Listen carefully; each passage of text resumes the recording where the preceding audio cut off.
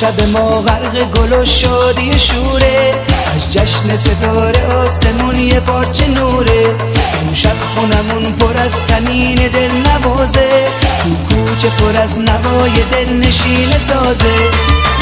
عزیزم هدیه من برات یه دنیا عشقه، زندگیم با بودنت درست مثل بهشته.